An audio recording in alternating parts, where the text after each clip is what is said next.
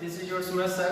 बच्चों आज केमिस्ट्री में 10th क्लास की जो केमिस्ट्री है उनमें प्रथम chapter chemical reactions and equations को हम देखेंगे इस वीडियो के माध्यम से। यह वीडियो पार्ट 1 और पार्ट 2 में बनने जा रही है, तो यह वीडियो जो है वह पार्ट 1 में होगी। क्लियर है बच्चों? तो बिना लेट के हुए हम लोग स्टार्ट करते हैं। सबसे पहले हम देखेंगे केमिकल रिएक्शंस को। इसको देखेंगे केमिकल रिएक्शंस को। केमिकल रिएक्शन होता क्या है? तो डे पर डे हम देखते हैं कि ऐसा बहुत सारा चेंजेस हमारे अराउंड होते हैं, हमारे शरीर के अंदर होते हैं, हमारे शरीर से बाहर भी होते हैं, हमारे एटमॉस्फेयर में देखने को मिलता है। ऐसे बहुत सारे चेंजेस होता है जो कहीं ना कहीं सभी केमिकल रिएक्शंस से ही ताल्लुक रखता है। एज फॉर एग्जांपल अगर हम अपने इंटरनल चेंजेस की बात करें तो हम लोग जो भोजन करते हैं वह भोजन का डाइजेशन होता है, यह भी एक केमिकल रिएक्शन हुआ, केमिकल चेंजेस हुआ। अगर हम एटमॉस्फेयर की बात करते हैं तो हम जो अगल बगल में जो भी लोहे वगैरह का सामान वगैरह बना होता है उस पर भी हम लोग देखते हैं कि जंग लगा हुआ है, वह भी एक केमिकल रिएक्शन हुआ। तो आखिर ये केमिकल रिएक्शन कहते किसको है? तो हम देखेंगे रिएक्शंस जो होते हैं वह दो तरह के होते हैं, physical reactions and chemical reactions. According to subject हम केमिकल रिएक्शंस को देखेंगे कि एक ऐसी प्रोसेस होती है केमिकल रिएक्शंस जिसमें दो या दो से अधिक जो सब्सटेंसेस होते हैं वो आपस में रिएक्ट करते हैं और एक नए सब्सटेंस का निर्माण करते हैं। जो नया सब्सटेंस बनता है वह पुराने सब्सटेंस से बिल्कुल भिन्न होता है, उसका एक अलग ही रूप होता है। इसी प्रोसेस को हम लोग केमिकल रिएक्शंस कहते हैं। जैसे हम देखेंगे बच्चों, अगर हमने ए और बी दो सब्सटेंस को लिया और हम इन दोनों में रिएक्शन कराएं तो यहाँ पर एक नया सब्सटेंस जो है वो सी बनेगा। अब जो सी बन रहा है वह ए बी के जितनी प्रॉपर्टीज हैं, जितनी कैरेक्टरिस्टिक्स हैं वो सी से बिल्कुल मैच नहीं करेगा और ना ही सी का प्रॉपर्टीज ए बी से मैच करेगा।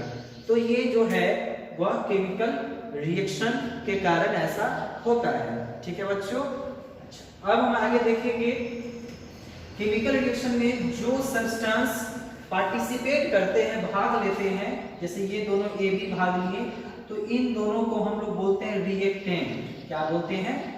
रिएक्टेंट्स। और जो नए सब्सटेंस के रूप में बनता है उसे हम लोग बोलते हैं प्रोडक्ट। ठीक है बच्चों? तो जो सब्सटेंस पार्टिसिपेट करता है केमिकल रिएक्शन में उन्हें हम लोग रिएक्टेंट्स बोलते हैं और जो नए सब्सटेंस का निर्माण होता है उन्हें हम लोग प्रोडक्ट बोलते हैं। आगे अगर हम केमिकल रिएक्शन के कैरेक्टरिस्टिक्स की बात करें तो आप देखोगे कि जब भी केमिकल रिएक्शन होगा तो ऐसे 4-5 कैरेक्टरिस्टिक्स हैं जो कि पढ़ना है हम लोगों को, देखना है। तो 5 कैरेक्टरिस्टिक्स के बारे में आप लोग ध्यान से देखोगे। जो पहला है वो है गैस का प्रोड्यूस होना, प्रोड्यूस गैस। अब लगभग केमिकल रिएक्शन में गैसों का जो है जो प्रोडक्शन होता है, गैस बनता है। अगर हम एग्जांपल में लेते हैं तो अगर हम जिंक को सल्फ्यूरिक एसिड के साथ रिएक्शन कराते हैं तो जिंक सल्फेट और हाइड्रोजन गैस जो कि प्रोड्यूस हो रहा है यहाँ पर, तो ये जो नया गैस आपका बन के दिख रहा है ये केमिकल रिएक्शन के दौरान हुआ कि जिंक अगर सल्फ्यूरिक एसिड के साथ रिएक्शन करता है तो वहां पे जिंक सल्फेट और हाइड्रोजन गैस, ये ध्यान रखिएगा, गैस प्रोड्यूस हो रहा है। क्लियर है बच्चों? दूसरा है प्रिसिपिटेट का बनना, प्रिसिपिटेट का बनना यानी अवक्षेप का बनना। तो प्रिसिपिटेट में हम लोग देखेंगे अगर हम लोग सोडियम क्लोराइड को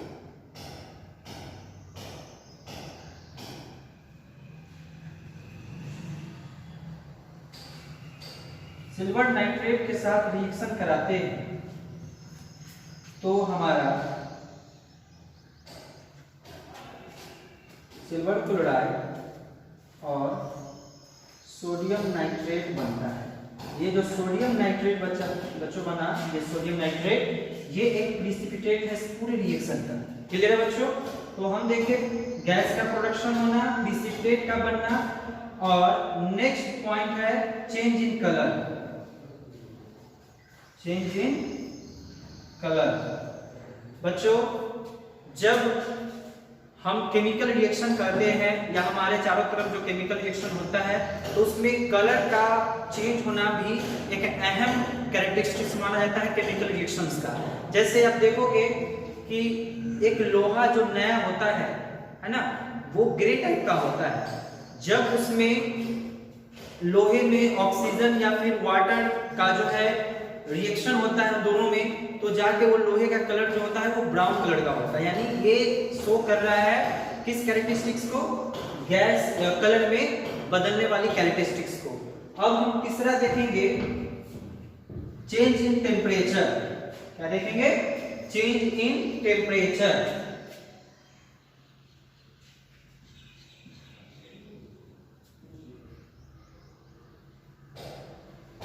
चेंज इन टेम्परेचर में अगर हम क्विक लाइन को, जो कि चूना पत्थर होता है, उसे हम वाटर चूना पत्थर पे उसका टुकड़ा लेंगे, उसमें वाटर डाल देंगे। जैसे ही आप वाटर डालोगे वहां से आपका पहले हीट प्रोड्यूस होगा। यानी कि जो पहले का उस समय का उसका हीट था, उसका जो टेम्परेचर था, वो जैसे हमने पानी डाला वहां पे उसको हीट मिला और वो रिएक्शन करने के बाद उसमें क्या हो गया, टेम्परेचर जो है वो बढ़ने लगा। अगला पॉइंट हम देखेंगे, अगला कैरेक्टरिस्टिक्स देखेंगे change in state. Change in state. अब जैसे इसका एग्जांपल हम लेंगे, एक मोमबत्ती को जब हम जलाते हैं तो मोमबत्ती में फिजिकल और केमिकल दोनों तरह का चेंजेस देखने को मिलता है। ठीक है, फिजिकल चेंजेस कब मिलता है? जब उसमें मोम पिघलता है, मोम पिघलने के बाद उसको नीचे जाकर वो जमता है, फिर उस मोम को अगर हम कलेक्ट करें, फिर उसी तरह उसमें धागा डाल दें, तो फिर वैसे ही वह मोमबत्ती के रूप में आ जाएगा जैसा वो पहले था। लेकिन केमिकल चेंज में क्या होगा?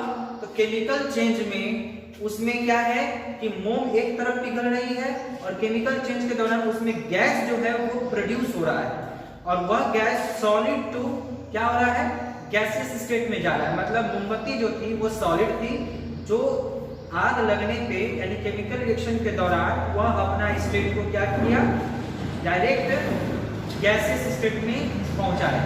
तो यहां तक आपने कैरेक्टरिस्टिक्स को देखा।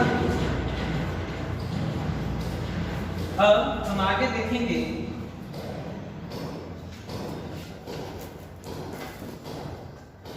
Chemical equations. केमिकल इक्वेशंस क्या होता है? तो केमिकल इक्वेशन भी एक प्रोसेस है जिसमें कोई भी रिएक्शन को या तो सिंबल या फिर फॉर्मूले के रूप में लिखा जाता है। जैसे अगर हम ऐसे लिखें कि सोडियम को क्लोरीन के साथ रिएक्शन कराएं तो सोडियम क्लोराइड बना।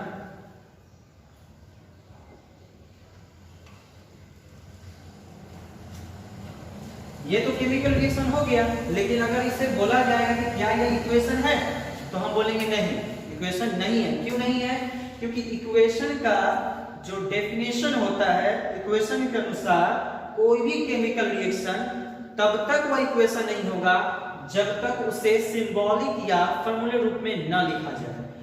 अभी यह केमिकल रिएक्शन है लेकिन इक्वेशन नहीं है। अब देखिए यह इक्वेशन कैसे होगा? तो सोडियम का जो सिंबल होता है वह Na, क्लोरीन का Ca।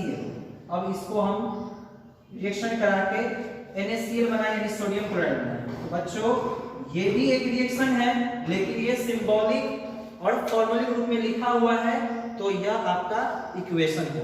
Any doubt? No doubt. Next हम देखेंगे इक्वेशन को लिखने का सही तरीका। उसके बाद हम लोग चलेंगे बैलेंस इक्वेशन और अनबैलेंस्ड इक्वेशन। तो इक्वेशन को लिखने का जो नियम होता है, जो रूल होता है, उसको हम देखेंगे। हम जब भी इक्वेशन लिखेंगे, आप इसी को एग्जांपल देख लो, जब भी हम इक्वेशन लिखेंगे, अगर हम दो या दो से अधिक रिएक्टेंट या प्रोडक्ट को लेंगे तो उसमें प्लस का साइन आएगा। जब दो रहेगा तो या दो से ज्यादा रहेगा, पहला नियम हो गया। उसके बाद रिएक्टेंट और प्रोडक्ट के बीच में एरो साइन का यूज करेंगे। ठीक है, तीसरा, एरो साइन के लेफ्ट में हमेशा हम रिएक्टेंट को और राइट में हमेशा प्रोडक्ट का यूज करेंगे, यानी कि डिनोट करेंगे। क्लियर है बच्चों? तो इस तरह से हमने देखा कि जो नियम होता है, जो रूल होता है एक इक्वेशन को लिखने का, वो इस तरह से है। ठीक है, अब हम लोग देखते हैं balanced equation and unbalanced equation. तो जब भी कोई इक्वेशन लिखा जाता है तो उसे बैलेंस करना काफी ज्यादा जरूरी होता है। जनरली जो लिखा जाता है इक्वेशन वो बैलेंस नहीं होता है, अनबैलेंस्ड के रूप में ही आप लोग को बुक में, टेक्स्ट बुक में दिया जाता है।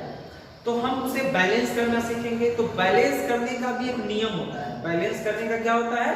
नियम होता है। तो जैसे यहां पर हमने H2 और क्लोरीन इसको लिया, अब हम मान लीजिए कि इसको हम ऐसे लिखें। ठीक है बच्चों, इससे हम क्या लिखे? इस तरह से लिखिए। हमसे कोई पूछेगा कि क्या ये क्या लिखा हुआ है, तो हम बोलेंगे कि हाइड्रोजन जो अपने दो एटम के साथ है, क्लोरीन जो एक एटम के साथ है। यहाँ पर हाइड्रोजन दो एटम के साथ और क्लोरीन एक एटम के साथ। तो हम क्या बता सकते हैं कि ये इक्वेशन जो है वह बैलेंस्ड है या अनबैलेंस्ड है? तो यह इक्वेशन बच्चों देखेंगे तो यह एक तरह का क्या है? अनबैलेंस्ड है। अब इसे हम इस तरह का अगर लिखते हैं तो भी यह अनबैलेंस्ड है। तो आखिर हमें करना क्या होगा? तो सबसे पहले हम देखेंगे, इस तरह से लिखेंगे कि प्रोडक्ट जो रिएक्टेंट है उसमें कौन कौन सा एलिमेंट है। तो हम हाइड्रोजन और क्लोरीन को लिए। अब देखेंगे कि हाइड्रोजन के पास कितना एटम है, तो 2 एटम है। क्लोरीन के पास कितना है, तो 2 है। ठीक है, तो प्रोडक्ट में भी हाइड्रोजन के पास 2 होना चाहिए, क्लोरीन के पास भी 2 होना चाहिए, ताकि प्रोडक्ट और रिएक्टेंट का जब तक एटम इक्वल नहीं होगा तब तक वह इक्वेशन बैलेंस नहीं होगा। तो हम क्या करेंगे? इक्वल करेंगे। तो हम यहाँ पे अगर 2 डालते हैं तो ये तो कोई फॉर्मूला हुआ नहीं, ये कोई कंपाउंड में नहीं बनेगा। तो हम आखिर करें तो क्या करें? तो हम इसको 2HCl लिखते हैं। 2HCl लिखने का क्या मतलब हुआ? तो हाइड्रोजन का भी 2 काउंट हो गया इस तरह से, और क्लोरीन का भी 2 काउंट हो गया इस तरह से। तो जैसा कि बच्चों आपने देखा कि किस तरह से इक्वेशन को, जो अनबैलेंस्ड इक्वेशन होता है उसको कैसे बैलेंस्ड किया जाता है। दूसरा अगर हम देखते हैं, अगर हम हाइड्रोजन को और ऑक्सीजन को इस तरह से लेकर और डायरेक्ट ऐसे बना दें और पूछे कि क्या ये बैलेंस्ड है या अनबैलेंस्ड है, तो भी हम इसको बोलेंगे कि नहीं, ये अभी भी क्या है? अनबैलेंस्ड है, यानी कि बैलेंस्ड नहीं हुआ है। तो हम क्या करेंगे? तो हमें बैलेंस्ड करने के लिए यहाँ देखना होगा कि हाइड्रोजन 2, ऑक्सीजन का 2, यहाँ पे हाइड्रोजन 2 तो ऑक्सीजन का 2 तो है नहीं। तो अगर हम यहाँ 2 देते हैं तो यह इक्वेशन जो है यह तो कोई रिएक्शन हुआ ही नहीं। तो हम क्या करेंगे? तो यहाँ 2 लगाएंगे, 2 से इंटू करेंगे, तो 2 to 4 यानी 4 हाइड्रोजन एंड 4 ऑक्सीजन। इसी तरह से यहाँ पे लिख देंगे तो यह रिएक्शन कंप्लीट हो गया। ठीक है बच्चों, इस तरह से ये आपका इक्वेशन जो है वो बैलेंस्ड हो गया।